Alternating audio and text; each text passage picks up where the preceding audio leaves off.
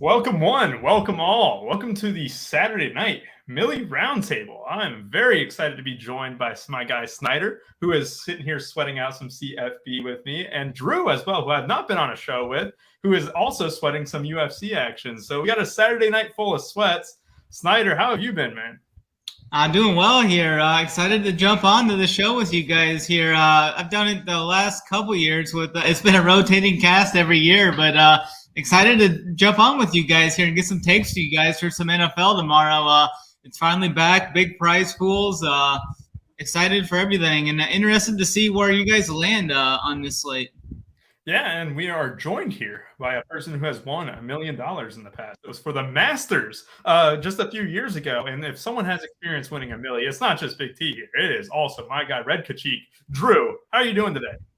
Yeah, doing good. I actually did it before Big T, so I have that to hold over his head. You did it first. Don't let him forget that. Yeah, man, it's obviously it's a fun sweat, and hopefully we can have one of those. There's so many this year, man. I feel like the season flew by last year, but like when you really think about it, I think there was like 2 milli makers a week if you start counting like showdowns on average, right? So like there's so many this year, and if you can put a little bit of attention to that in GPPs, you don't even have to max it. Just strategize around it, and you can definitely have a shot at it. At least sweat in the afternoon. So that's the goal, and that's obviously the goal of the show. Yeah, and we have 5 milli makers this week. We had one on Thursday. We have 3 coming into Sunday, and we have 1 on Monday as well. So we get a milli maker every day, but tomorrow's is completely packed. We got different entry fees too. We got $5, we got $100, and we got the big 4-4-4-4. 4-4-4-4. Yeah, 4 fours. You know how it is. I was lucky enough to win a ticket, so I will be rifling into the 4-4-4-4. And I also am in the $100, the $5. The $5 is one of my favorite price points, I should say. Snyder, what are you doing for the milli maker? You got some in the 500, anything like that? Yeah, I'll probably dabble in the $5 a little bit. I'll try and get a lot different in there with. I think there's over 1 million entries in there, so you got to get kind of crazy in that, and then probably plug away in the 100 a few times or so in there. Yeah, I mean, the $5 is going to be one of those things where, how many entrants is it? I think, what is it, like 760-something thousand entrants? It might be even a little like 1.3 million. Yeah? Oh, God. For what, the $5? Million? Yeah. Oh, yeah. We obviously don't have $5 milli makers. 1.2. We obviously don't have $5 milli makers in the Golf Street. So this is a little bit different. But, Drew, tell me a little bit about what your plan is coming into the weekend. Yeah, I mean, the player pool is obviously a bit bigger for NFL than for golf, specifically the Masters. But I think the strategy still remains the same. Obviously, like just GPPs and cash are just completely polar opposites.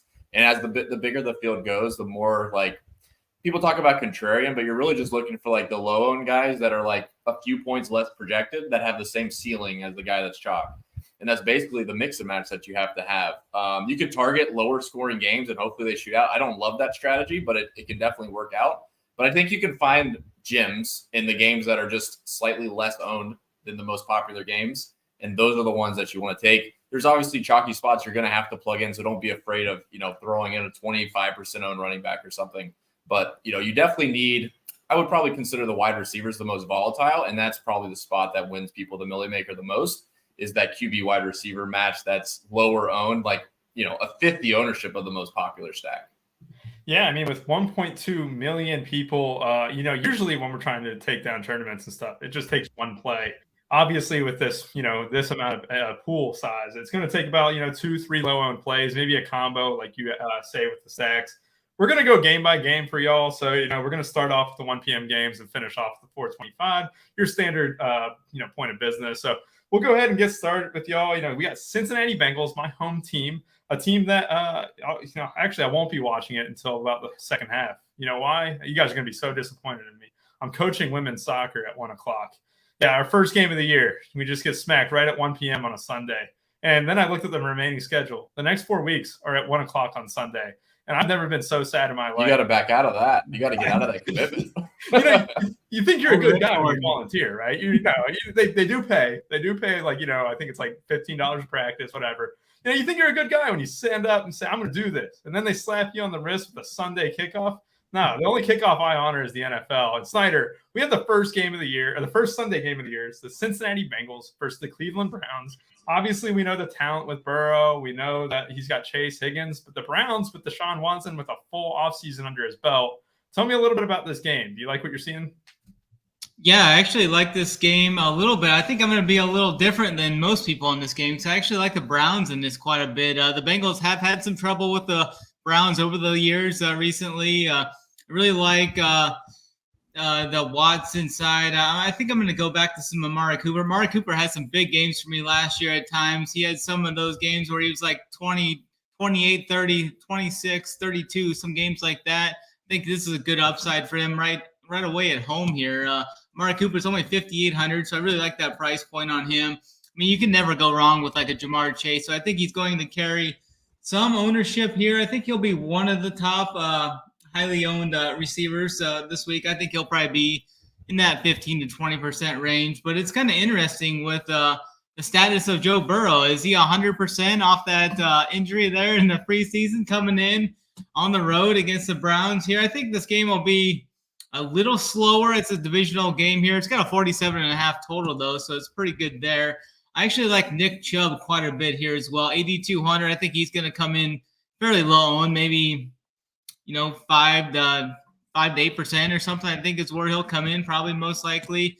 He's had some nuclear games right there, so I really like going there. And then I'll even sprinkle in some of the Browns defense as well at 2,600. I really like that price point there. I usually like the kind of punt more on the defenses and such. So I'm going to be heavier on the Browns side. But if I run it back, it would definitely be like with a Jamar Chase, or I like the Bengals tight end there, Big Irv Smith at 3,600. He's a guy I could run it back with as well.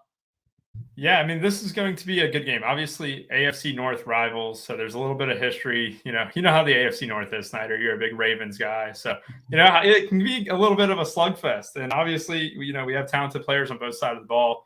Drew, tell me what you plan to do with this game. Yeah, just looking at the total, I mean, we're right under 50, which is probably one of the higher totals on the slate. So you probably want to target at least a piece out of this game.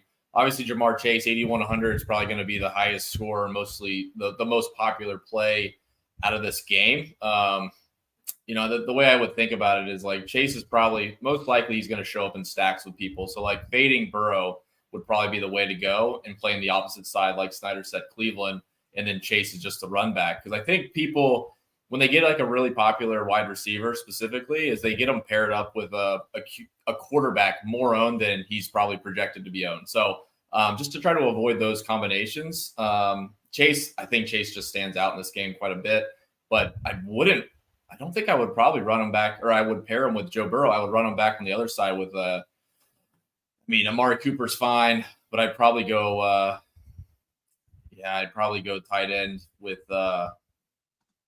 Amari Cooper. It'd probably be a really weird stack, but yeah, Chase with two receivers on the other side and then stack something else. Especially in the 1.2 milli maker. Yeah, I like that. I mean, I will say, Snyder, I think Burrow's got 275 million reasons to be okay this week. I do kind of think maybe there was a little hint of that. You know what? I'm not going to risk practicing. I'm not going to do anything like that until I get my money. And he's got his money for sure. I do want to address this. Vincent, women's soccer is pretty fun to watch, though they are nuts. It is fun to watch, except when you're on the losing end. We played 10 matches and didn't win one game last year. So let's go ahead, and I'm going to give my take here real quick, just as a big Bengals guy. I'm kind of a little bit not so bullish on the Bengals at the start of the year. Obviously, they had troubles last year coming into the season. They went 0-2 to start out the gates. I'm worried about another slow start. I hate going into Cleveland. I just, it's a terrible city. The Bengals kind of struggle on the road a little bit for the most part, in my opinion, especially at the start of the season. And I don't like targeting this game, believe it or not. I think Joe Mixon at 6'8", I think the Pirine role last year will not be taken up by anyone on the current Bengals roster for week one at the very least. I think you could see Mixon with the largest workload of the entire slate. So 6,800, you might look into a couple touchdowns. Obviously, we know he's not a huge big-time player. He's not going to create like an 80-yard run. But he could definitely grind his way. He might be my favorite piece. And just because I don't see a lot of people talking about him because it is a rather large slate, he's got a bunch of guys around him in his price range Nick Chubb, I mean, Jerome Ford just came back, from a hamstring injury. I do think that he could get a larger workload than usual. Obviously, they have talked a little bit more about using him in the pass game. So I think I'm more interested in the running backs here than I am the receivers, which I didn't expect coming in. But that would be my take here. We can go ahead and move on to an absolute barn burner of a game. And it is actually a game that I talked about on Bobby Hare's podcast. By the way, if you guys do have a chance, check out our podcast at Run Pure Sports. You can find us on Apple or Spotify. We have a daily podcast coming out for each weekday. Bobby Hare hosts, and we also have the Old Guys podcast as well. Those are completely free. But if you want all the behind-the-scenes action, all the premium stuff that we have to offer, we have an NFL 17, a code that gets you 17% off for life. So be sure to get into our Discord. We absolutely have a great time in it, and we will absolutely pick winners yet again, just like we did Thursday. We're going to do it for tomorrow. Let's go ahead and jump into this Arizona-Washington game. Snyder, it's gross on paper. It's got a low total, but the Washington side of the ball is super cheap. Yeah, for sure. I think we're going to see a lot of people kind of gravitate to this Washington side with the Sam Howell price tag there at only $4,900. And I think a lot of people are going to go to the Commanders here on defense. I think they're one of the highest projected and rated defenses. Great cash option. I think I'm going to try and cap their ownership in tournaments. So still have some, but not get too crazy with them, though. But I definitely like one of my favorite plays from last year was I was on Jahan Dotson a lot, and I think he's coming in this year with even more under his belt there. I think Jahan Dotson's really going to take a leap this year. So I want to get on him early in the season as well. So he's only at $5K this week. So I really like that Howell Dotson, really cheap, skinny stack there. I'll probably just single them with a Howell there. I mean, you could throw in like a Curtis Samuel. He's got some good upside as well there. I haven't been much of a Terry McLaurin guy the last couple of years. I don't see myself really playing him. I know there'll be 2 or 3 games this year where he'll score 20-plus points or something, but generally I'm not a McLaurin guy. I like Jahan Dotson. He's had all that big play upside out of Penn State. I've been high on him since he came in. And then not much for me else here. Besides, I think it's just going to be the skinny stack there for me. I mean, you could throw in some Brian Robinson too at 5,100. I think he's a good tournament play. I don't think many people are going to go to him just because they fear that split there. But I think Brian Robinson's definitely the superior to Gibson. So I like that there. Not much. I won't play anyone from the Cardinals, so I don't think I'll play a Cardinal all year long. As a matter of fact, I think they are completely tanking this year. Yeah, I think you look at it. Obviously, they have the lowest total on the entire slate. This is a Washington team that I took in my Survivor leagues as well. I look at the Washington schedule. I get scared for their upcoming weeks. So this is the best time. Here's a little bonus. I think Washington's the best Survivor league. We also, in your Survivor leagues. Drew, we obviously talk about how Arizona is just a terrible cesspool of fantasy producers. It's just absolutely awful in there. But the Commanders' defense is going to be the chalkiest option. What do we do with the Commanders' defense as I display a little banner right at the bottom, right over your face? I see that. Yeah, blocking me out. I mean, it really just depends on the contest that you're playing them in. I'm not a big, especially in a Millie Maker. I even heard a story a couple of weeks ago. I was listening to an old podcast, and the guy was sweating a Millie and ended up winning it because the chalk defense had negative points, I think, or they got 10 points and then they started going backwards, and he won the Millie off of that. So yeah, for the Millie Maker, I certainly would not be playing any Washington defense. In any other single entry contest, sure. I mean, they're cheap. They have a low opposing total. I mean, there's nothing wrong with it. But certainly if you're going for the Millie Maker, that is not a play that you're going to say, yeah, I really, I won the Millie Maker because 20% of the field played this same defense that I did. That's not going to happen. So don't do that. As far as the game goes, I mean, there's certain games that are like lower totals that still have good fantasy production, and I don't see this as being one of them. So it'll probably be just a stay away, to be quite honest. To Snyder's point, man, McLaurin was such a good play last year for like half the season and then just fell off a cliff. And even into, late November, December was completely terrible. So I don't see much production from him, especially with the quarterback. So I'm not going to play much from this game, man. It's a pretty easy cross off. And like I said, the defense is probably a discussion just because they're going to be cheap and fairly chalky. So it just depends on the contest, like smaller entry, single entry, cash. Obviously it makes a lot of sense, but anything bigger, man, 20,000, 10,000 entries and more. So obviously the Millie Maker at 1.5 million almost is in that realm. So yeah, don't play the chalk defense in that situation. It just doesn't make sense. Yeah, you're exactly right. I think especially in those, lower entry, amount contests, the limited entry, I should say, that's a way better play. And then we also have options to pivot, right? And we have options to get off the chalk. And that's the whole point of, trying to win a million, is trying to find a little bit of pivots or even leverage plays and stuff. Obviously, they're not leverage play. You're not really leveraging them against anyone unless you're jamming the Cardinal stack. Yeah. I do want to say this. I do have a lot of interest in Brian Robinson just because I think this could be a game where he gets 20 carries, maybe gets into the box a couple times. And I think Howell also possesses the ability to run a little bit. I would have liked him more if McLaurin was out because you would have had more clear stack options with a guy like Dotson, Cole Turner, maybe even a guy like De'Ami Brown. But McLaurin kind of does create just a little bit of a mess in that target room. Obviously they might be winning a whole bunch. They might only throw it 20 times, with the first real year of starting and stuff. So yeah, I think there's ways to get, maybe pivot off chalkier options. Like we'll talk about later, like Jamal Williams, maybe Brian Robinson's a good pivot off that chalk. So he'd be my one guy that I'm kind of primarily targeting. I might have him in my super flex lineups as well that I reserved on Thursday due to some overlay. So yeah, the cheap running backs, we don't have a whole bunch of them. 5,100 is not the worst.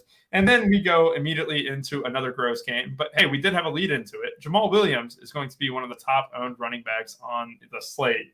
And he clocks in at 5,100. So Kamara is obviously out. He's suspended the first 3 games. It doesn't look like Kendra Miller is going to play. Snyder, what are you doing with Jamal Williams? And do you have any interest in this game outside of it?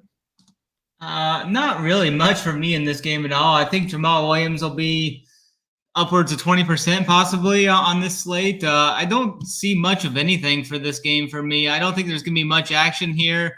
Generally in the Million Maker, the optimals for the Million Makers, generally the total in the games have been in that 45 to 47, at least in that range or so. So a total here at 41.5. I think this is just going to be a complete mark off for me, a cross off for me here on this slate. I mean, you can maybe look at one of these defenses if you want to do the Saints defense at 3,400. I think they're in play. A home team, they generally play really good at home defense-wise. You got Tannehill there.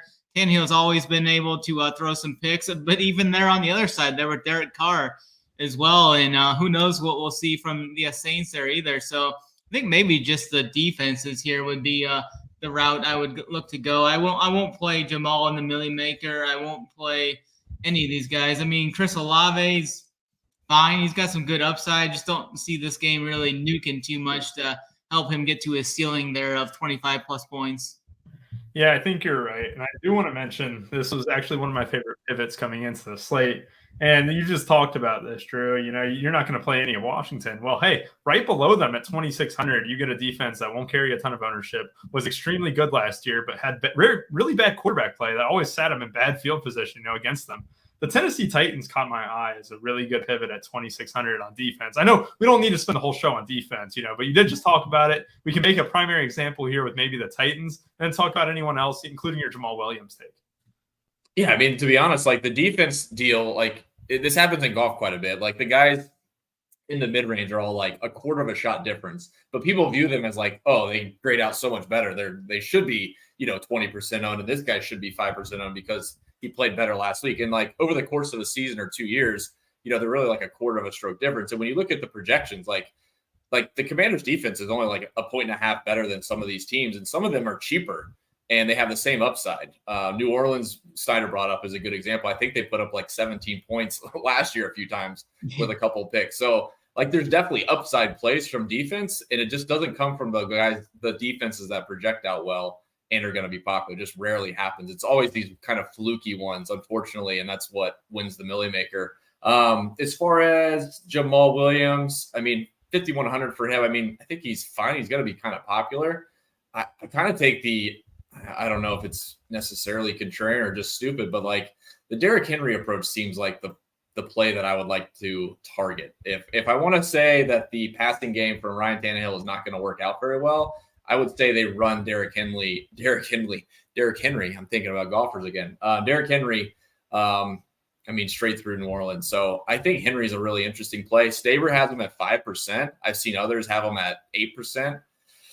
I don't know, man. I think he's a little bit expensive, but Derrick Henry could be one of those. And I don't know how they're going to use him this year, unless you guys do. But I could see Derrick Henry being one of those running backs that the game script dictates that they don't get anything in the air and they have to run him pretty hard. I will say this about Derrick Henry. I think the time to play him is early in the season right now. I think his body is bound to break down at some point, right? I just think he has carried a workload for just a decade almost. Like, this dude has just been a workhorse forever. We get him completely healthy coming into the season. Obviously, they didn't, give him a workload at all in the preseason or anything like that. He's coming in fresh. We always talk about, running back defense correlations a little bit too. I mean, that could be a correlation there, right? Yeah. Running back defense, Tennessee Titans, right? I don't want to completely nerd out or anything like that. And you'll get a chance for me to rip on Anthony Richardson later. We're still going to score some touchdowns. And what do you think the touchdowns are going to come from? I mean, they're most likely going to be running in from Derrick Henry. So, yeah, I mean, Tannehill had a few good games last year. And again, we don't know how they're going to kind of construct their team this year. But to me, man, if I was the coach, I would have Derrick Henry ready to roll in this type of situation. So that's the way I look at it. He's going to be so low. Like, after 1 week, man, he's just say he throws up 25 points or 20 points even. He's going to be 13, 15, 16% next week. So yeah. I don't know. For me, I just think those are the spots that are really, really interesting, especially for a running back that's shown so much workload over the years. Yeah, no, I actually really like that. I think coming in with that mindset, you don't need to stack him with anyone else in this game either. You don't need to run him back or anything. You can literally just plug him in and be like, hey, that's it from that game. And I don't have a ton of interest outside of the New Orleans side. The Tennessee Titans defense is just good. And the Titans offense is just mediocre at best. So this is what just creates a gross game for the most part. So, people might, like Olave, Mike Thomas and stuff. I don't blame them. You can get, a little bit of interest in them. But overall, this is just a gross game. I don't want to stack it up. I don't want to pair, Thomas or Olave with Derek Carr of all people. So, yeah, I think we can go ahead and safely move on to Houston at Baltimore. Snyder, obviously you're a big Baltimore guy. This is a clear game where the Ravens are 11-0. What's the spread in this game, Snyder? I mean, this should just be a game that the Ravens take care of business, right? 10 points. Oof. Right? Yeah, it's anywhere from 9.5 to 10. I think there's a decent. I would maybe lean to the Texans side there with the points wise. I think it might be a little too much. But you get that first-year quarterback on the road. I do like the Ravens defense some. They're priced all the way up at 4K. I think they're going to be lower owned. I think they're definitely in play there. And I like stacking the Ravens defense with J.K. Dobbins at 6,600. I think Dobbins is going to come in under 5%. I don't think anybody's really going to go there. And I kind of like getting on Dobbins kind of early because I don't think Andrews is going to play. I know he's kind of questionable now, but I think he's leaning more on the doubtful side than questionable side, but we'll see tomorrow morning if that comes. And then if that does, it's going to open up a lot of production for the Ravens team. They're still going to score points in this game. They got the new OC in this year, so it's going to be more a faster paced game. I think he's going to bring in to the Ravens offense this year. So I like him. And then Zay Flowers is another. I think he's a great million maker dart throw here. He's been crushing in camp, and we'll see what he does here. 4K is a very cheap price tag for him. I think he's a good upside play with Lamar. I did think Lamar was, if Andrews was going to play, I would have had Lamar as like a top 3 play on the slate, but I kind of worry about him a little bit with Andrews being out there. But I still will play some Lamar, probably Lamar Flowers, or maybe even get like super contrarian and go like Lamar Dobbins or something like that for Lamar naked. Yeah, you can always go Lamar naked for sure there as well.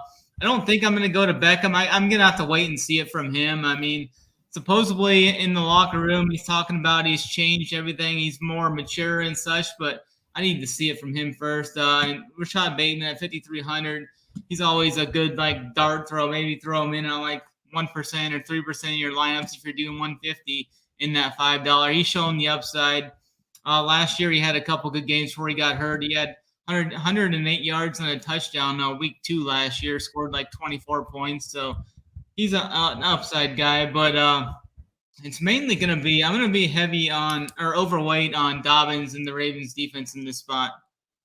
Yeah, and I do want to get your opinion real quick just because you're a big Ravens guy. Chances that Mark Andrews sits, because if he does, I mean, it is clearly likely, right?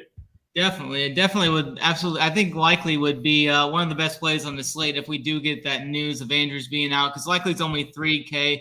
We saw what he did last year numerous times. I think Likely would be a fantastic play tomorrow if Andrews is out. I think it's a game time decision they're calling it, but I don't know. I don't think they're going to force him out there for this game with the rest of the season coming. So I kind of lean to him at least being limited for sure. Yeah, I like that. That would be very interesting news. It's probably the most prevalent news for the 1 p.m. slate because it's like all the top tight ends are just falling apart right now. We had Travis Kelce, we had Darren Waller, we have Mark Andrews.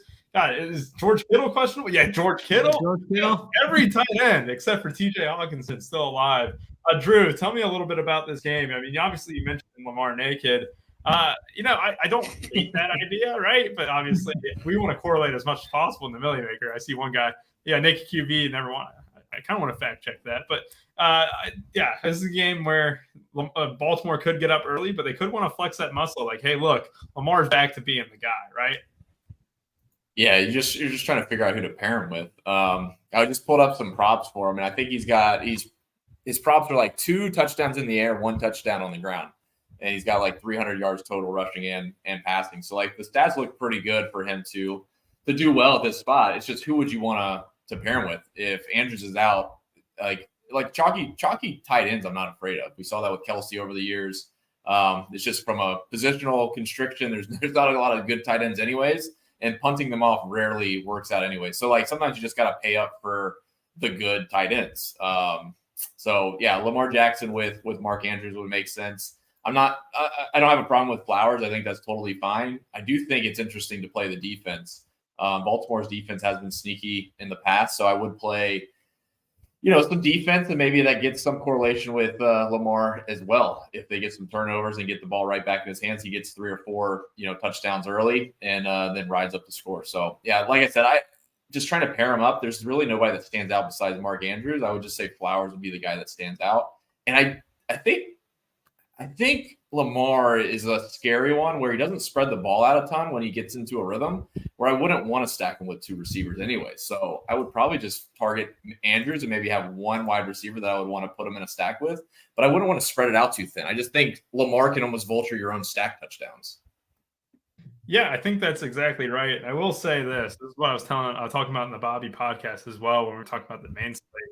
It's really hard to get Lamar right this year. It used to be, it could just be Andrews, right?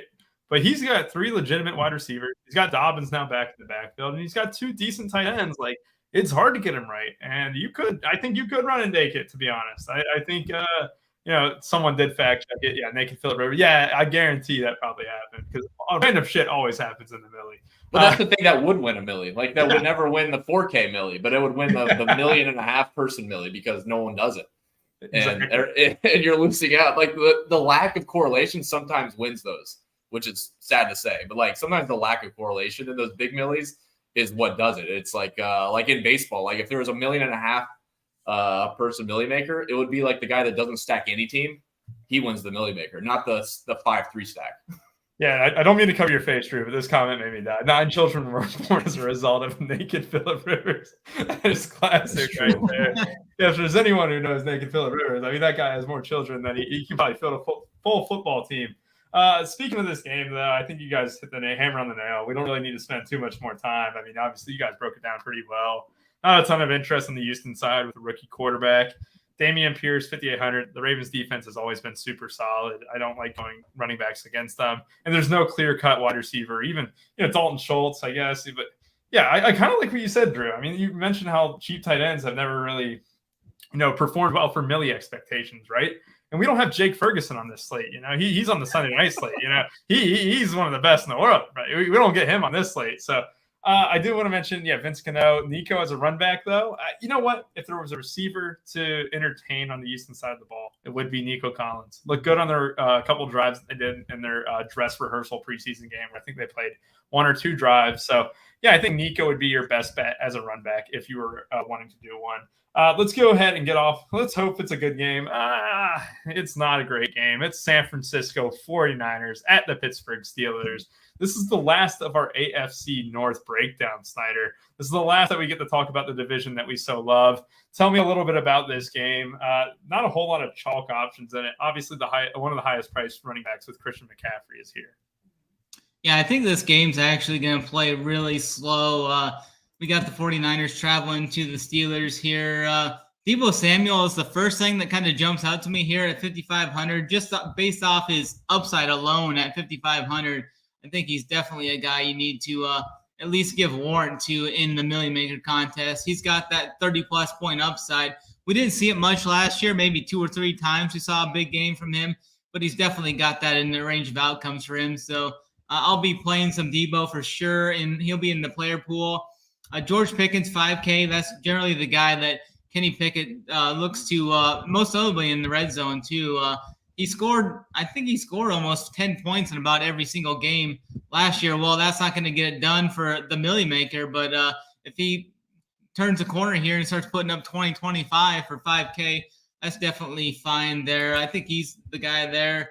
I'm not going to do anything with the Steelers running backs here. I think it's going to be kind of a split with Najee and Jaylen Warren. I think Jaylen Warren might actually be the better talent, but we'll see how that prevails. Najee 6'1". If you want to take a shot on Jaylen Warren at 4.6, I think he's a guy that could get 10 touches. Maybe he breaks one off for a touchdown or something and gets you 17 to 20 points for 4,600. That'd be probably serviceable there. Kenny Pickett, Brock Purdy. I don't think I'm going to go to either of those guys. I will take a look at both of these defenses, though, for sure.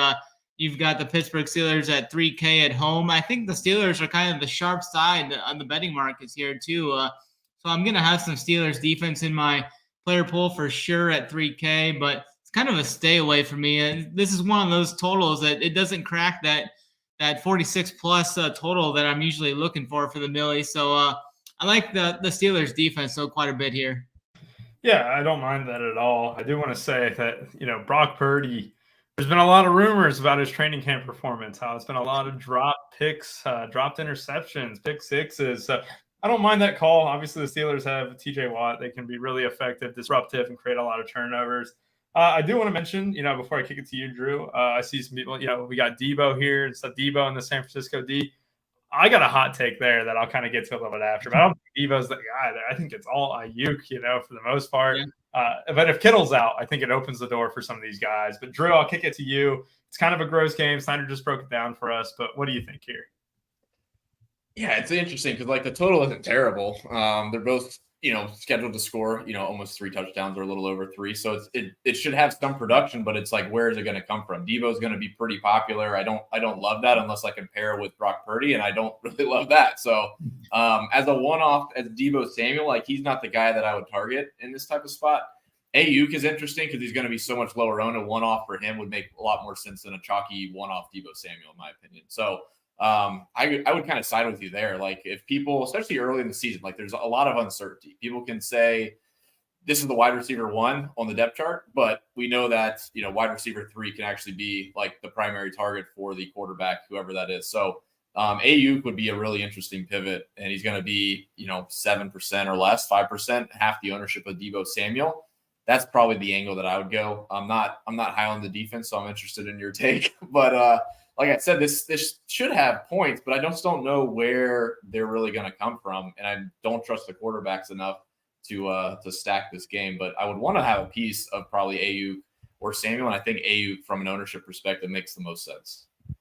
Yeah, and he was the guy. I did a whole lot of best ball drafts this summer, so I'm kind of bullish on the 49ers as a whole.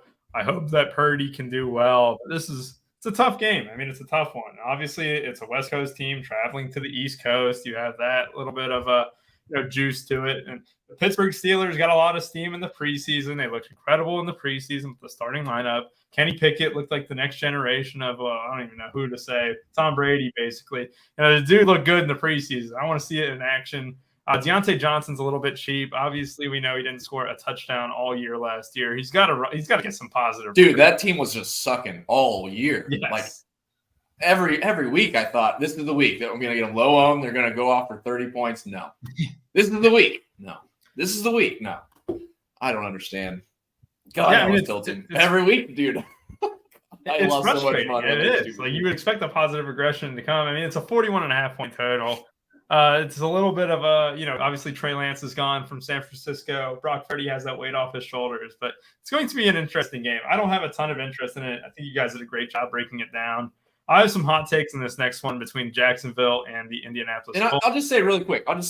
Yeah. Like when I'm looking at ownership for like the big GPPs, like the one like Deebo Samuel being so much higher owned than the quarterback just stands out to me as like he's going to be a super popular one-off. So unless you want to stack him with someone and get the extra correlation, it makes so much more sense just to fade him in that spot because everyone else is going to play him as a one-off. You either go the other side of stacking him and saying, I'm going to take the points with Deebo and the quarterback, or I'm going to just fade him. And people are going to one-off Deebo Samuel. You can one-off someone else or just fade the game. So that stands out to me is when you see a wide receiver so much higher owned than the QB, it's a one-off play. And that you got to have a strategy around that. Oh, I think you're exactly right. I'll also add one more thing to that. Since McCaffrey showed up to San Francisco, that target share and that offense has functioned a little bit differently. It has not been centered around Deebo being that, premier Deebo role, right? It has not been that like, oh, yeah, he's a superhero and stuff. McCaffrey fills that role. And I will say this, I'm selling on Deebo, not just this season, but this game especially. So, we'll go ahead and move on to the Jacksonville Jaguars between the Indianapolis Colts. The Colts are expected to be really bad this year. However, projection sites are really trying to sell you on Anthony Richardson, a guy who couldn't get it done against accountants or even garbage man, anything like that. He couldn't get it done against business majors like me. But they expect him to get it done against the Jacksonville Jaguars, a team that just won the AFC South. I do want to go on a little bit of monologue, but I'll let you guys speak first. Snyder, talk me off the edge of Anthony Richardson being chalk. Yeah, I think all those projection sites have way too much rushing upside baked into their projections there. I mean, yeah, he's a guy that could scramble and maybe he rushes 2 touchdowns in or something and gets 60, 70 yards rushing. But, I'm not really seeing it too much. I do kind of like the Colts, though, from a betting aspect. That the spread is moving in their favor. I think there's some sharp action coming in on the Colts, though, for sure. But I want to get in on Calvin Ridley early this season. I thought he was on the verge of being a top 3 receiver before he got suspended there. Those last couple of years in Atlanta, he was really starting to turn the corner there. I thought he was on his way to ascending up to one of those greats in the league. And from all accounts, I've seen some stuff around the league, beat reports and stuff, spring training.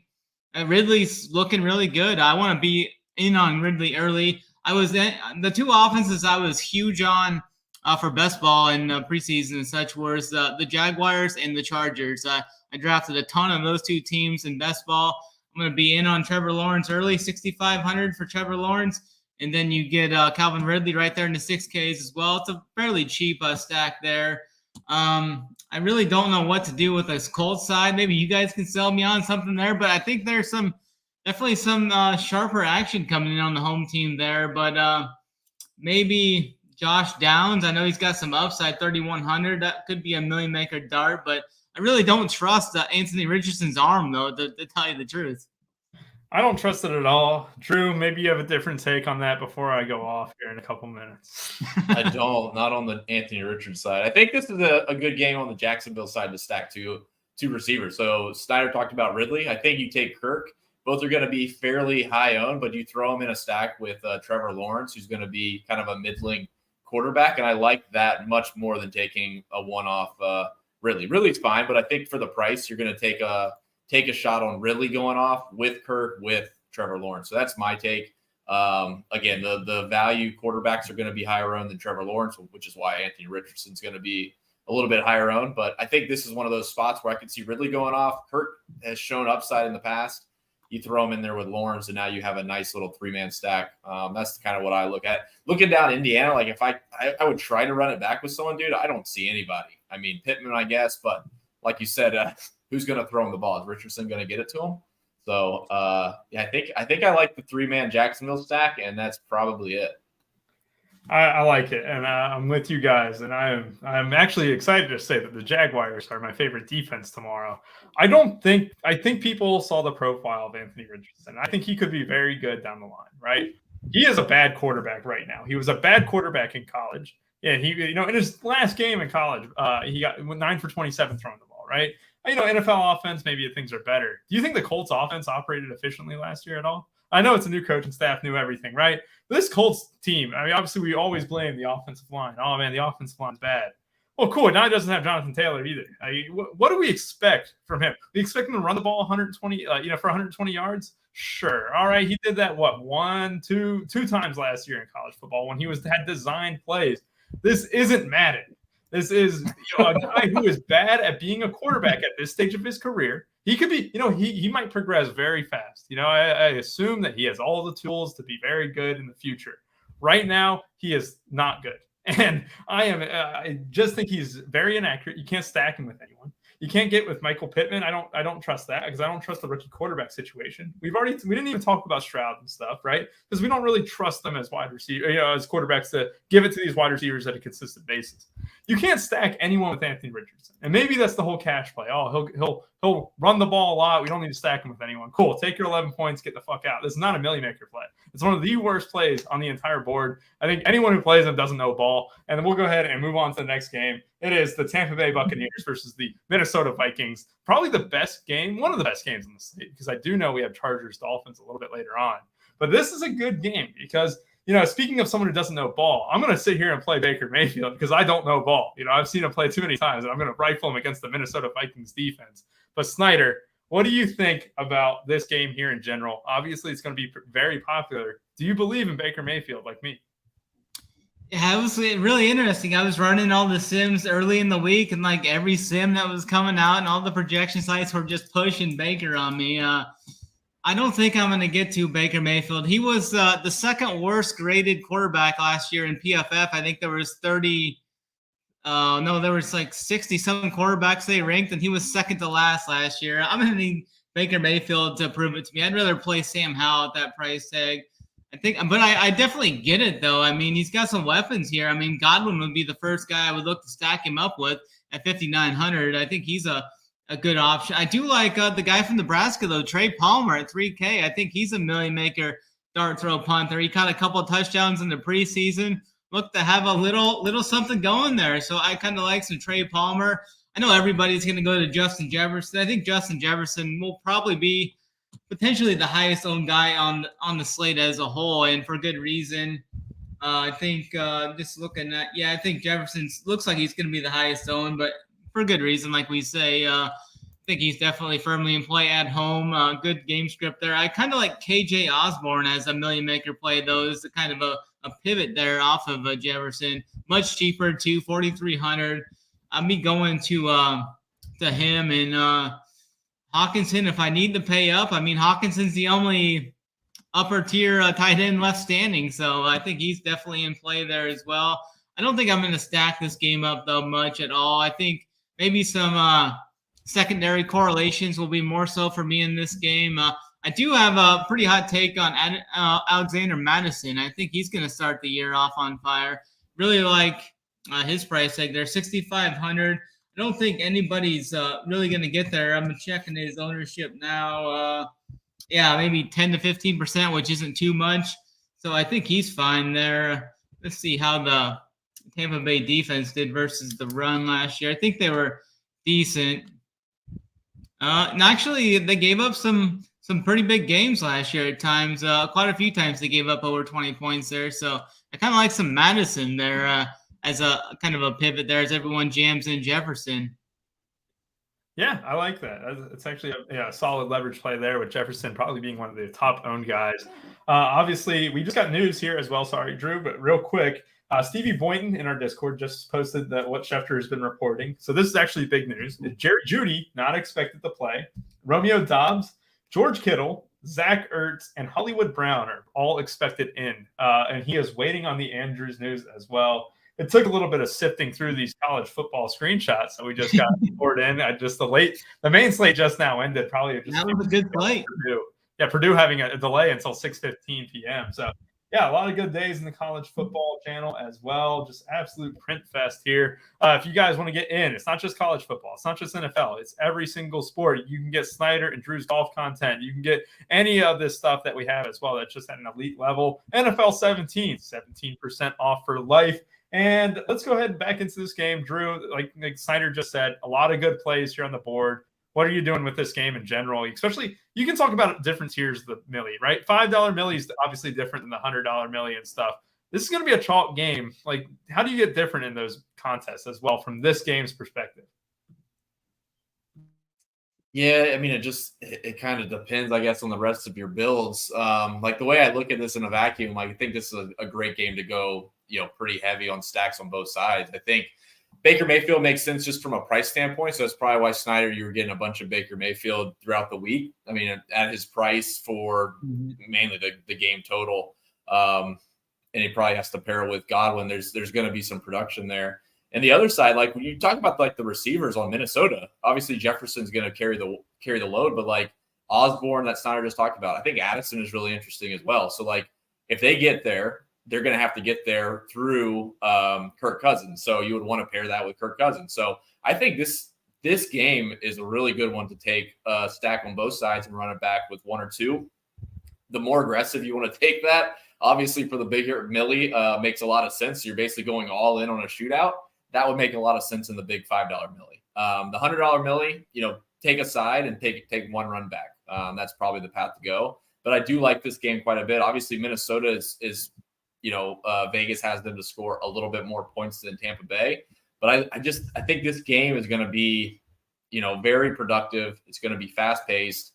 I want both sides of it in stacks. So I would take, Minnesota looks like I could do 3-man stacks, run it back with one Tampa Bay. You could throw Godwin in there. I think at 5,900, he's still really cheap. But like the Tampa Bay side, if you want to take the Godwin and Evans route, that's totally fine too with one run back from Minnesota with Justin Jefferson. So I think this game is fantastic to go both sides and run it back. Obviously, again, from like the difference in tournaments, the $5 just get really aggressive. I think this is one of those, like, you can either fade the game or just go all in and say it's going to be a shootout, which is the path that I want to take. The $100, I mean, it's still big. I mean, 28,000 entries is still a lot. So I would still take a pretty aggressive path on that one. I think that's a mistake people do make, is in the bigger millie makers, not the 4K, because it's, less than 1,000 entrants. But I mean, the $100 millie is still almost 30,000 people. So you kind of want to take stands there. So I would kind of view it in the same lens, even though obviously 1.5 million is quite a bit more. So I just think this is a game. I want to be really aggressive. The way I look at it, I think Vegas is undervaluing what the team has. I think this is going to be a higher scoring game than Vegas. And I want to take a good chunk of Minnesota and a good chunk of Tampa Bay and mix and match as much as I can. Yeah, I think that's very good. I think also one of the biggest reasons why Sims are pushing Baker Mayfield on you as well is that narrow target tree. It is basically Godwin, Evans, and then with Russell Gage, tearing his knee up a little bit. Trey Palmer comes in as the third wide receiver. He could be a good dart throw, like you said, Snyder, but basically you have two wide receivers here who are going to command a ton of targets. Cade Otton, or that rookie from the Big Ten, I think they got Payne Durham. I don't think they're going to have a huge role. Maybe that can make the case for Rachaad White, but you have a clear stacking opportunity where if Baker Mayfield has an out-of-body experience or throws it back to the Oklahoma days, he could absolutely put up a big score, and the stacking options are going to go off. And that kind of leads me to the point here where, the Vikings, Kirk Cousins, Justin Jefferson, right? We all know about that. That's kind of your simple stacks. But then when you get into these other games, like we're going to talk about, we just talked about Baltimore, how many options they have to feed, right? It's tougher to pair Lamar up and get the receiver correct. And to me, that's always a big deal, especially correlation-wise. We're trying to get as big of a score as possible. Obviously, that might suppress ownership a little bit, but if people are going to come in a little bit lower owned, like I'm going to take my shot on a target tree that is completely narrow. And I do want to mention, like Vincent, you mentioned, why not talk about Rachaad White? I'll go ahead and talk about him here just a little bit. I'm not high on Rachaad White in general, but he does have a clear role to opportunity. And I need to put my personal biases aside and think like, well, hey, if he's in line for 15 to 20 touches, like, maybe he's a good play. And this is obviously a good spot. So I'm going to mix Rachaad White in begrudgingly into a bunch of my teams. And we have clear options on both sides of the ball. And like you guys said, the Vikings, it's tough to get away from Jefferson even in the super flex and stuff. But clear stack opportunity. That's what makes this game so good. And we're going to go to a game that I think people expect to be really slow paced. It is the Carolina Panthers versus the Atlanta Falcons. I am bullish on the Falcons as a whole this season, but this could be something where, I don't know, maybe the pace of the game gets flown up a little bit. Maybe Atlanta passes the ball more than we think. This is kind of two teams that have a little bit of a different look coming into the season, both with different quarterbacks. Obviously, Desmond Ridder takes over from Marcus Mariota. He started the last few games. I know that, but it's completely different offseason. And then Bryce Young comes in for Carolina. Snyder, how's this game look for you? Do you have any interest on pieces? Obviously, we're probably not going to stack this, but we have some independent pieces that could be fine. Yeah, actually, I have two one-offs I like in this game quite a bit. I actually like Miles Sanders quite a bit this week. He comes into a pretty good situation in a dome game here versus an Atlanta Falcons team that gave up 20-plus points to the RB position 12 times last year. So I think this is a really good spot for a million maker type 5% or under Miles Sanders here. I know a lot of people don't give him that much credit, but I think he was good. I think he's going to command the lion's share of the carries here, at least early on in the season. So I like going to Miles Sanders there from the Carolina side. And then from the Atlanta side, if I wanted to do like a skinny sub-stack here, I would go to Drake London there. I mean, he was a stud in college. He started to kind of come on there at the end of the season. I believe in his last 5 games, he had 8+ targets in all 5 games. So I really look for London to take that second-year leap this year.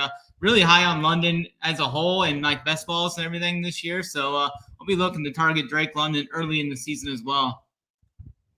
Yeah, I like that. I've been bullish on Miles Sanders all season. Obviously, that groin injury is a little bit of a slight concern, but they have mentioned they want to get him 15 to 20 touches. And if you're not interested in that, I don't know what you can be interested in. As I'm watching Carlos Ulberg trying to finish Young here. I've been looking forward to it. I know, Drew, you're probably watching it too, but I've been waiting. I got a lot of Ulberg, so this fight means a little bit. I saw you had a knockdown in the first round too, but we'll continue talking about the Carolina Panthers and Atlanta Falcons. I do like what you said, Drake London, Miles Sanders. Those were actually the two that I was completely interested in. Drew, are you going to tempt the Kyle Pitts experience yet again? No, that was painful as well. To be honest, man, I don't really love this game. There's not pieces that stand out to me. The pieces that stand out, I think, are going to be somewhat popular, and I just hate that, especially in the Millie Maker. So I'm not going to play any of this. I did look at the defenses. I think the defenses make sense. Like if I'm going to fade the game or like I don't think it's going to be very active, then I would take a piece of the defenses. Neither one project out well, but they're going to be so low owned that's probably the route that would be really contrarian. So I'm not super high on this game as a whole. I think the total is around 40 points. And when I look at the production, it looks like it's so spread out. Like there's going to be I think the Vegas line for like Miles Sanders is like even odds for 1 touchdown, and Bijan Robinson is even odds for 1 touchdown. And he's 8K, so it just doesn't make any sense to me. So I'll be mostly out on this. I mean, Pitts at 4,500, okay, is to fill a tight end role is not the worst thing. But again, I just don't trust that this is going to get there. And I think again in the big Millie Maker, I need at least a touchdown, and if not 2. And Kyle Pitts, I'm not sure I can count on.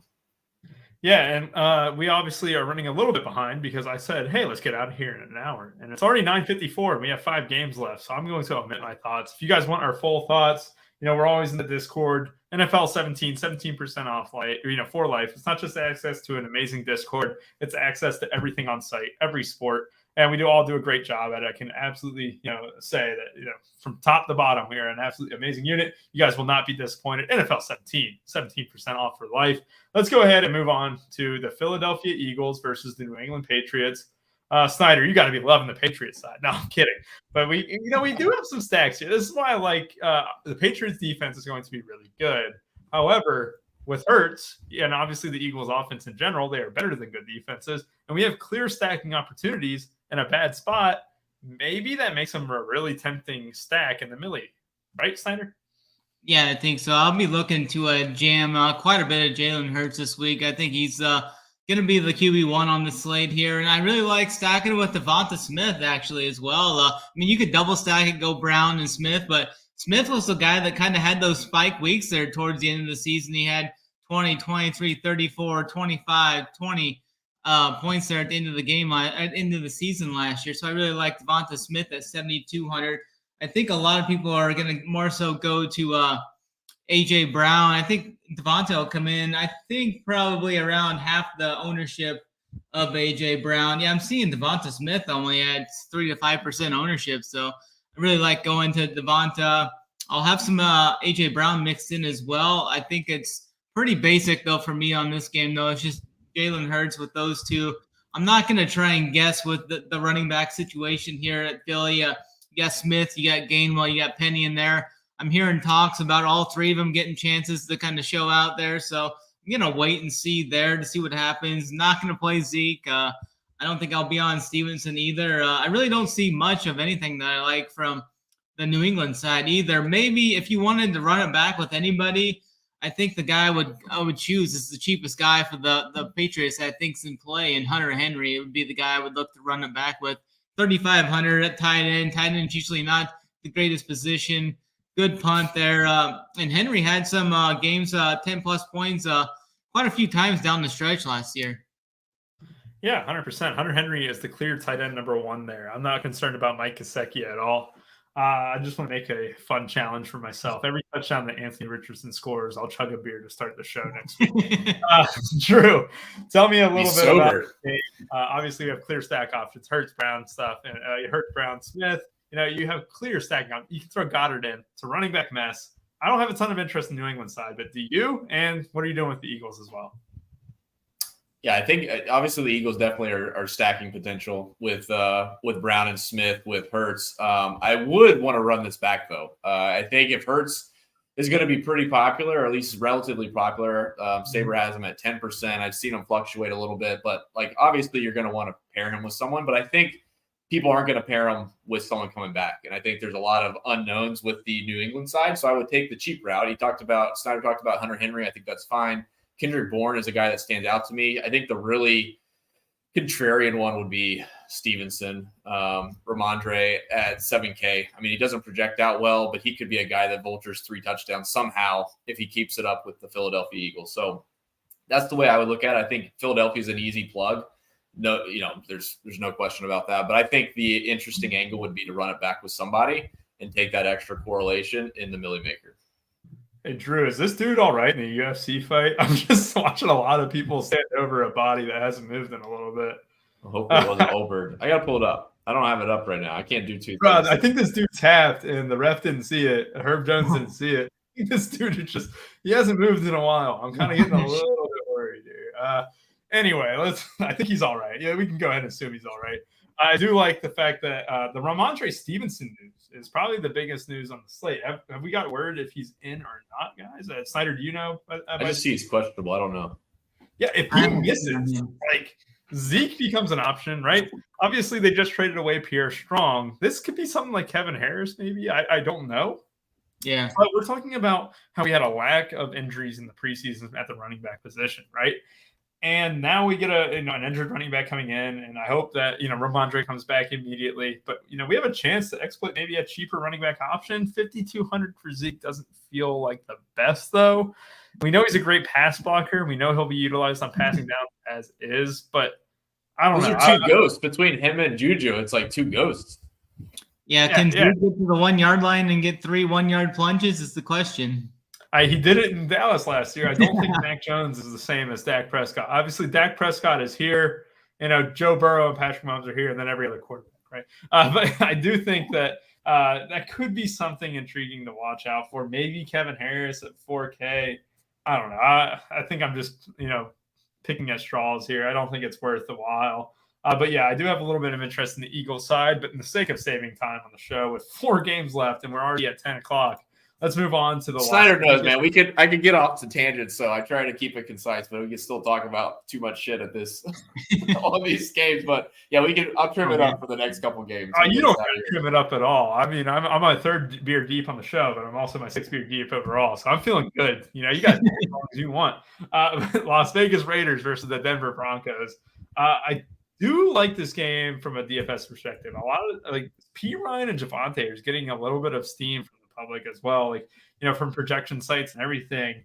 Marvin Mims is a min-price 3K wide receiver who obviously gets a big bump with Judy out, and there's a little bit of a stacking opportunity here with obviously Russell Wilson, right? We have clear options with Marvin Mims if you want to do the 3K route. We have Cortland Sutton if you want to do the lower 5K route too. Like that's a really good price for Sutton without Judy. He's the clear number one. He's 5.2K. So that's not bad at all. We have a bunch of stacking options. I haven't even touched on the Las Vegas side of things, Snyder. Tell me about this game. It's kind of a good price, right?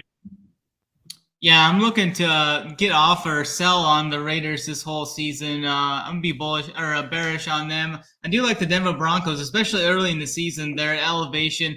They generally play better. I like to target the Broncos defense too early in the season. They've got a pretty good price tag, 3.6K. Are we ready? Is Broncos country ready to ride here with a big Russ here? Let's see if Russ can cook this year. Marvin Mims will be right up there with Justin Jefferson as the highest owned guy. I think he's a great cash play. Maybe a guy we shy away from in like the $5 million though to kind of get different. Maybe you go really. I mean, Cortland Sutton's going to be popular too. He's going to be 15% or more. Maybe we go to like a little Jordan Humphrey or something like that for the ultra deep dart throw there. He was good in some he was a printer a couple of times on the preseason slates over the years. So maybe go there. I don't really see too much here though. I am going to kind of try and jump on Javonte Williams early in the year though. I think he looks like he's all systems go here, 5,700. I think he's got great upside, great talent. I mean, we saw what he did at North Carolina over the years. And last year they just never used him, and then he got hurt. So hopefully this year he can come out and kind of rebound and have a great season there. I was really high on Javonte in the best ball seasons as well. I drafted him. I think he was my highest owned running back for all my drafts there. So I'll be on Javonte. I don't really see too much else here. I'll be on the Broncos defense, so I think the Broncos are good from the betting standpoint as well. Did you know, speaking of little Jordan Humphrey, the Texas Longhorns are up 27-16 against Bama. Ooh. I'm telling you right now. I told my fiance that. We bet $100 on Texas because I rolled my Lions money line into it, right? I said, if Texas wins, you can have whatever, half the money. So she's really excited here. I heard her celebrate outside. Drew, speak to me here about this game. Obviously, little Jordan Humphrey is definitely a deep dart shout, but I do like that. I might have to sprinkle in a little Jordan Humphrey lineup. But Marvin Mims Jr., he was in my, I think he might have been in my Superflex core, 3K. Not a bad tag. And, we treat these min-priced receivers maybe a little bit differently because they're usually always low-owned, right? Yeah, I mean, they're going to be sub 2% or something like that. So definitely going to be low-owned. I think the Denver side, I think you could definitely pair him with Russell Wilson. I think there's definitely obvious stacking opportunities with Wilson, Judy, and Sutton. The run back is tough though, because like Devontae Adams obviously has been a monster in the past, but now with Garoppolo, I'm not sure if I trust that connection just yet. So I'll probably just play the Russell Wilson, Judy, Sutton stack. It might just be one of those, or I can throw them both together. I really don't mind the Denver defense. I think Snyder, I think you brought that up. That's a really interesting play actually, because if I don't trust Garoppolo and he throws a few picks, that's a decent leverage spot. They're going to be pretty low owned. They're more expensive, and that kind of obviously that'll lead to lower ownership anyways. But I think Broncos is interesting. But for me, it's really Wilson with Judy and Sutton. I think that 3-man combo is probably what I'll target the most out of this game. Did you see the news there? Mark Andrews unlikely to play. Oh, you're shitting me! Yeah, holy shit! It just popped up like 1 minute ago. All right, that is slate breaking news. Snyder, take it away. You're the Ravens guy. Obviously, Mark potentially being out is the biggest news of the slate in general. So Snyder, take it down. Yeah, Ian Rappaport just reported this a couple minutes ago. It says Mark Andrews, who has dealt with a quad injury for the last few weeks, is listed as questionable and is not likely to play for the Texans, per Tom Pellisario. So I think that's some big news here, as Isaiah Likely could be potentially the best tight end on the slate this week. And it's kind of a late news, not real late, but late enough where some people have already built lineups and probably won't even look at them going into tomorrow. Yeah, some people might coach like women's soccer at 1 p.m. tomorrow. That couldn't be me. But I do want to mention this. Hayden Hurst had a lot of theme coming in. I know we didn't really talk about him a ton. We might have touched on it, but I think Likely comes in, and I think he is the clear top play at tight end at 3K in terms of value, right? We can still get different at the top. We know how value tight ends work, but Likely assumes a role where when Andrews was out last year, I think it was like week 17 or something like that. He came on and he gets a bunch of targets. He is a red zone threat. He had 13 targets in the game against the Cincinnati Bengals. Obviously, a little bit different circumstances.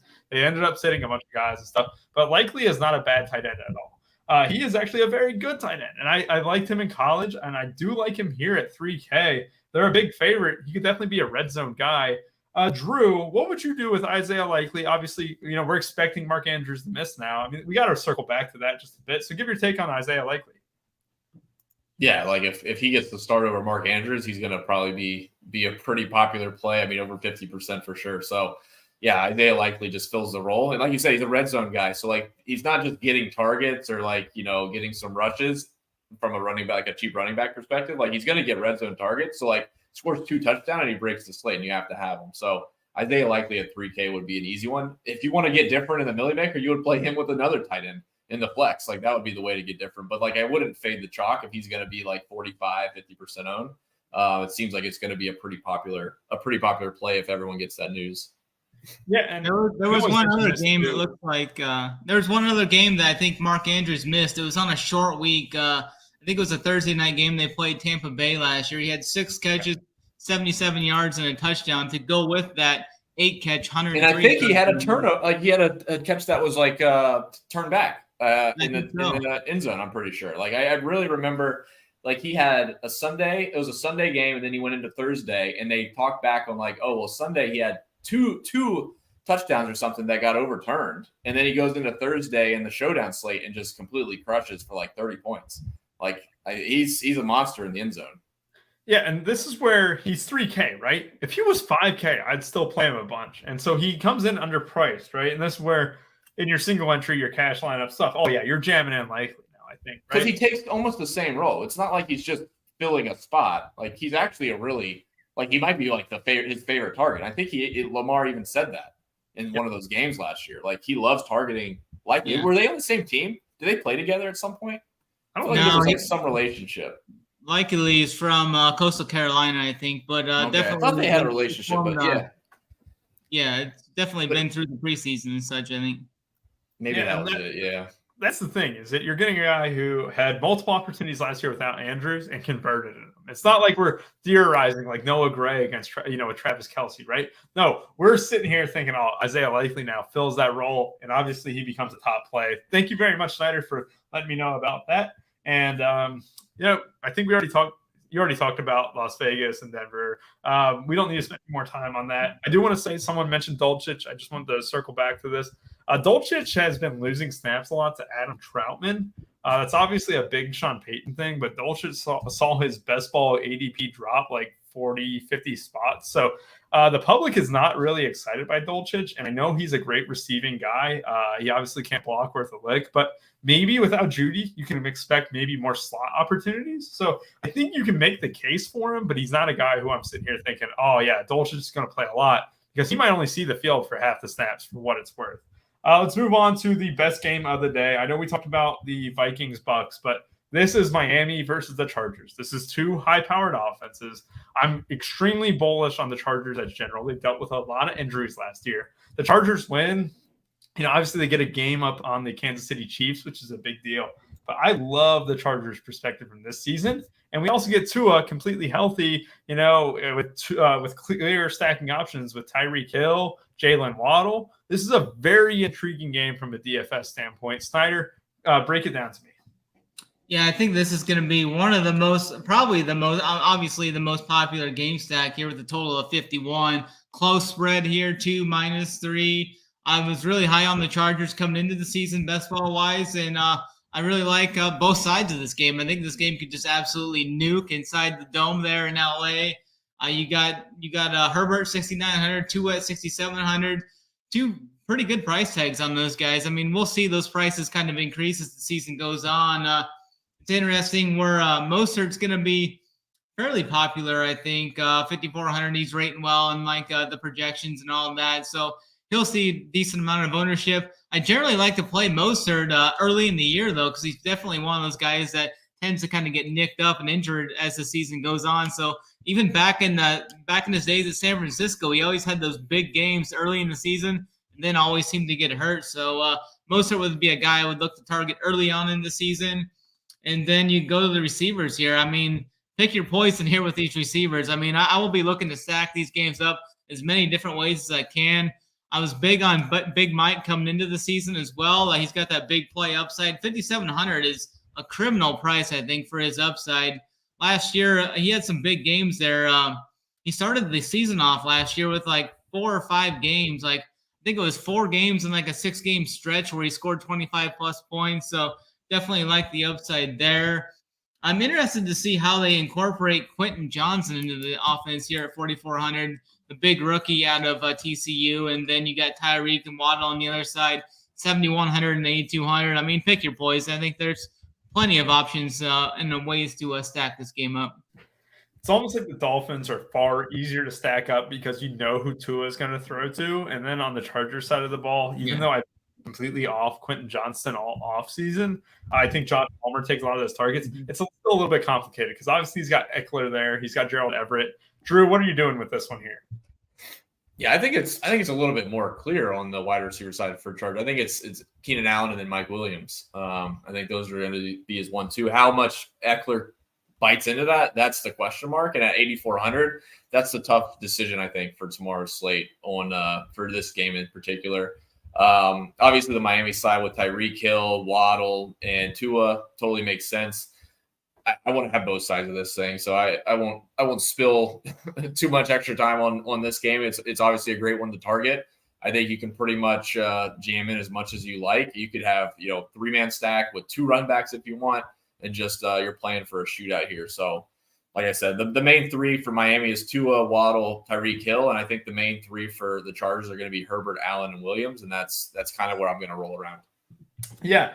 I mean, this is a game where, especially in the 4-4-4-4 or whatever the fuck it's called, this is where I'm very interested in, right? Like, I'm excited for the Millie Maker. Obviously, it only takes one different construction. It only takes one low on play and stuff in some of these tournaments to take down a Millie, and especially the 4-4-4-4. When obviously when I won 60K on Thursday and stuff, like there was just the difference of playing Montgomery over Gibbs. There was a difference of, going Reynolds over Raymond, getting off the chalk just a little bit. And maybe, Tua is not expected very high ownership, right? But then we look at Herbert, who's expected a little bit higher. Maybe, going Tua in this game and still stacking up 2 pieces from the Chargers could be an intriguing thing to do, right? You do a 2-2 stack, right? 2 with the run back at 2. This is where, you don't have to get completely different to win $1 million, right? This is where you come in and you all of a sudden just, make one tweak. Maybe you play, someone over Marvin Mims. Maybe you take one of those low and dart plays that Snyder just suggested. This is where you really do well. And you ultimately, don't have to get off this game to win $1 million. Especially in the 4K. Like, get different somewhere else. This is a game where most people in that tournament are going to play it. And it's kind of chalk for a good reason where you don't want to fade it in that unless you have a bunch of lineups and then you can just take a stand somewhere. But like if you got one entry in that, like this, you play the best game and get different a little bit somewhere else. Don't just go crazy in the 4K. You're beating 700 people. The million obviously is the 1.5 million people is different. So yeah, the 4K milli, this would be a game you target, even being probably double the popularity than ownership projections show, and you just get different somewhere else. Exactly. Getting different somewhere else is the biggest thing. And like I said, guys, code NFL17 for some of our biggest fans out there. 17% off for life. You get every single sport at a high quality. You get everything. And NBA is just around the corner, guys. It's a month away. I love the NBA. I could care less about the worst code we ever had was Schlong23. Like, no one even knows how to spell Schlong. Yeah, I don't know. when Bryce came on, it's like, I kind of just related to Dom. Schlong 50 for 50. What the fuck? 17% off for life. I made 60K on NFL Thursday. I don't give a shit about the NFL, but I love it. And I know it's going to make me money this Sunday because I'll be following not only my takes, but every take that we have. We have some complete winners in here, obviously with the additions of JVC and Bryce Morrow. Guys who have just absolutely killed it. Statsational as well. This is just a game where I think we are completely dialing in our processes. I know I'm going to have multiple sweats in the $1 million this year. 2 games left. The Green Bay Packers versus the Chicago Bears. Oh, this is a lovely game for the most part because I look at Jordan Love, I look at Justin Fields, Christian Watson is out, which is a big deal. Dobbs is in. It's not really an exciting game like I hyped it up to be, but Fields does have slate breaking upside, and you could perhaps run a naked Snyder. Do you have any interest in that at all? Which game were we on? I was talking to our guy there. Green Bay Packers. Oh, yeah. Chicago Bears. Yeah, this is another game that's kind of I think I'm going to be off of it for sure. I think the Green Bay is going to have some good value at receiver, though. I think Jaden Reed's going to be a popular guy there, 3K. It's another guy, but we're starting to get a lot more value opening up here. So let me pull up what Jaden Reed's ownership is going to be here. I think it's going to be up there. Yeah, right around 10%, I think, for Jaden Reed, which isn't terrible, but I think there's some other guys there as well. I want to see what Jordan Love does in actual games here versus the Bears here. Divisional game. It's going to be a slower game, 41 total. I think I'm going to be generally off of this game. Looking at, I don't see too much that really gets me excited here at all. Maybe the defenses will be in play here. You got the Green Bay Packers at 2,800 and the Bears are 2,900. I think they will both be in my pool there for sure. As a defense under 3K, not much upside for me here with the offenses here. I mean, Justin Fields always can take it over. You can play him naked if you want, but I think I'm gonna be off of this game though.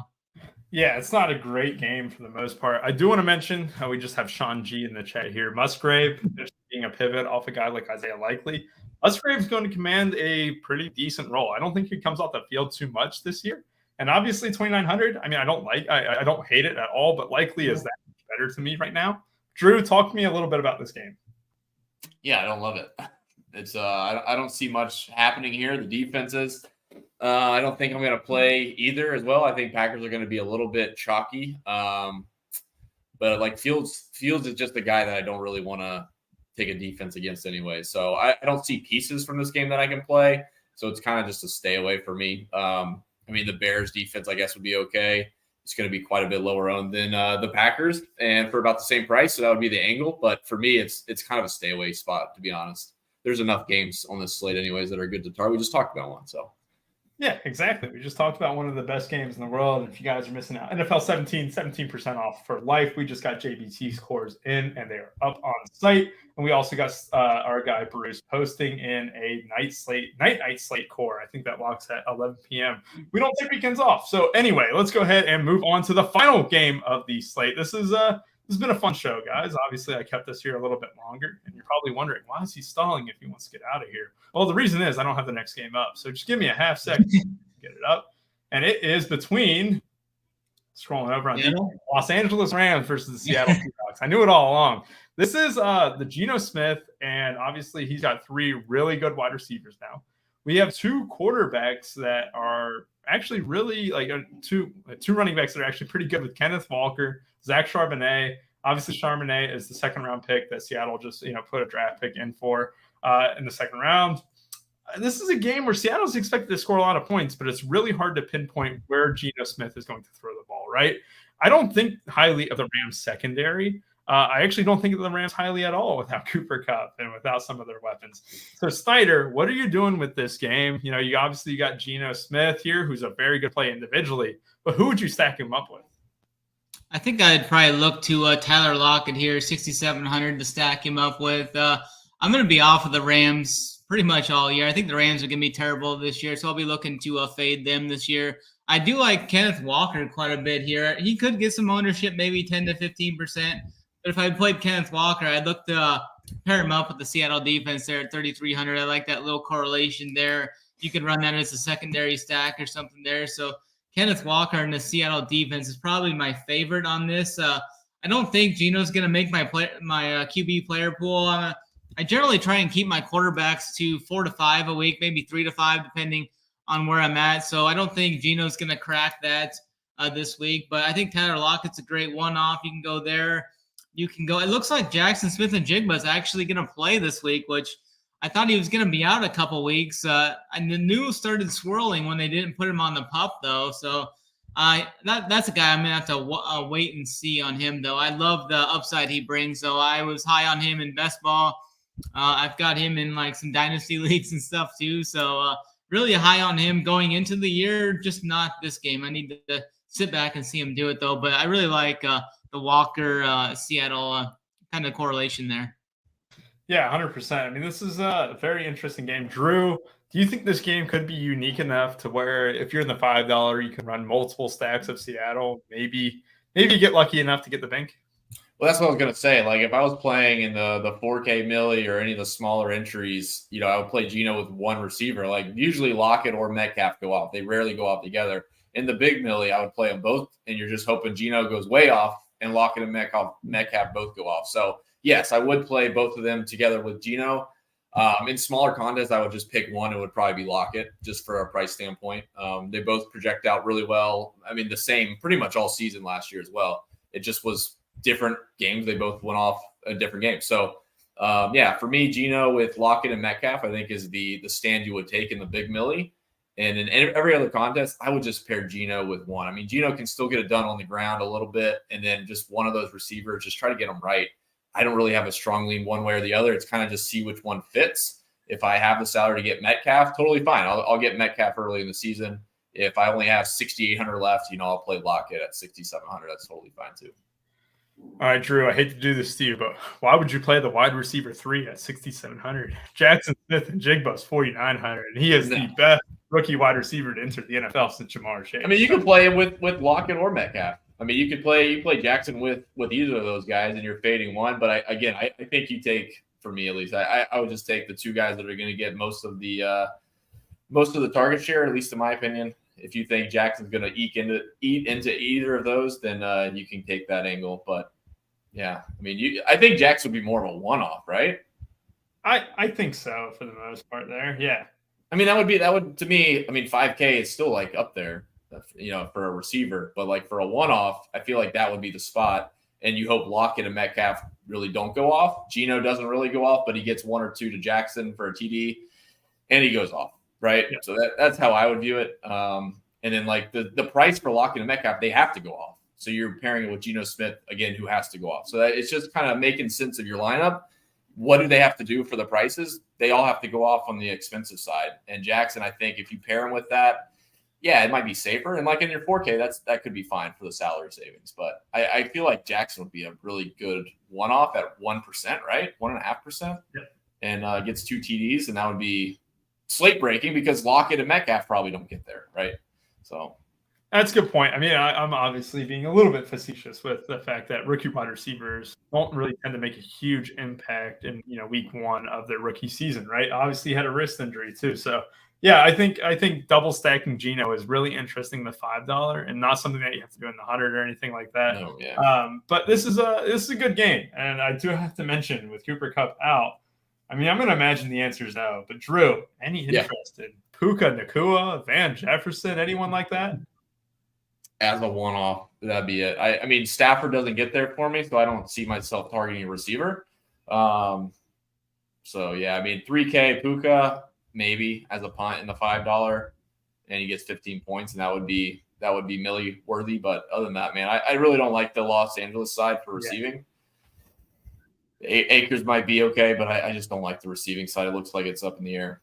Yeah, I mean, it looks like the clear order of this, wide receiver rotation for the Rams. Yeah, it's not Skoranek. He's gone. He ain't gone, but like he's not the guy there anymore. It is clearly Van Jefferson, Tutu Atwell, and then Puka Nacua. I don't know why, but I was expecting Puka Nacua to look like some surfer dude, but he doesn't. That definitely doesn't look like that. Snyder, any interest in any of these Rams wide receivers with Cooper Kupp out?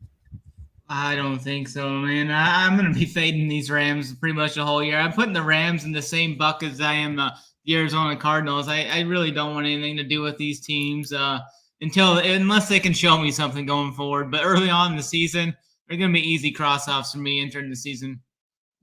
Yeah, 100%. I wanted to thank you all for joining us. I have to get the plays of the day first, though. I have to get the plays of the day from you two. So give me your favorite plays here in just a second. I'll give you a couple minutes or a couple seconds to kind of think. I do want to go ahead and just let's see. Did Tyson Pedro just get a finish too as well? So yeah, I'm absolutely. Did he? I think I don't know. I just Twitter searched his name. Tyson Pedro with amazing. We might be live for something. I'm seeing a whole lot of people on Twitter celebrating Tyson Pedro's knockout. So I went completely overweight on my guy, Tyson Pedro. So I'm excited by that. Anyway, I'll go ahead and slightly move on. Drew, make sure you have your play of the day while you're looking. I don't. Snyder, who is your play of the day for the NFL slate here? $1 million perspective as well.